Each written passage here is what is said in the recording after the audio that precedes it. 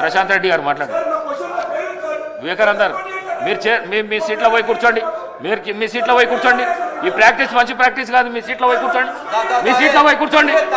Please మీ సీట్లో పోయి కూర్చోండి. ఏమైంది? కూర్చోండి అధ్యక్ష. సీట్లో కూర్చోండి. కూర్చోండి.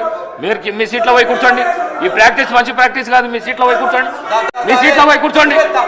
ప్లీజ్ మీ సీట్లో పోయి కూర్చోండి. ఏమైంది? కూర్చోండి అధ్యక్ష. సీట్లో కూర్చోండి. థ్యాంక్ యూ అధ్యక్ష.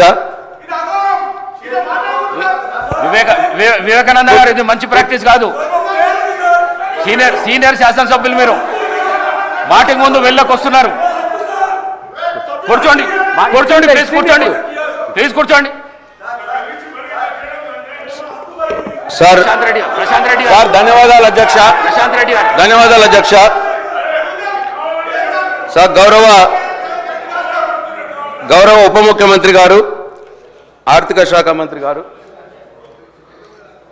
వారి ఆన్సర్లో సార్ ఈ రాష్ట్ర ప్రభుత్వం డిసెంబర్ 23 నుంచి 30 నవంబర్ దాకా 30 నవంబర్ 24 దాకా ఎఫ్ఆర్బిఎం లోపల ఎఫ్ఆర్బిఎం బయట గ్యారంటీసు ఎస్పీవీసు ఇవన్నీ కలుపుకొని ఇంకా లేటెస్ట్గా హరీష్ రావు గారు చెప్పినట్టు ఈరోజు మట్టుకు చూస్తే 1,27,218 కోట్ల రూపాయలు అప్పు తీసుకున్నామన్న మాట చెప్పినారు సార్.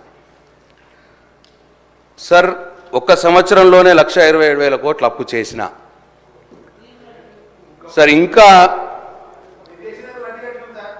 చేసిన అది చెప్పండి సార్ అన్ని తర్వాత. సార్ ఇంకా ఇవాళ ఈ రాష్ట్రంలో అనేక బిల్స్ పెండింగ్లో ఉన్నాయి సార్. ఒక కొత్త పథకం స్టార్ట్ కాలేదు సార్. ఈ ప్రభుత్వం సార్ మాట్లాడేయండి సార్.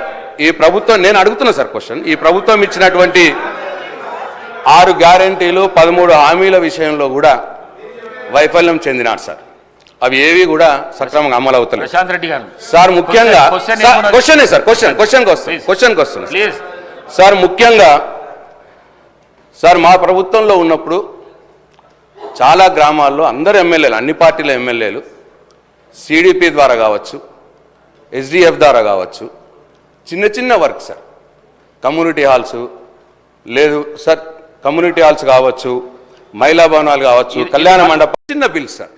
అట్లా సార్ నా నియోజకవర్గంలోనే 143 వర్క్స్కి దాదాపు 6 కోట్ల రూపాయలు పెండింగ్గా ఉన్నది సార్.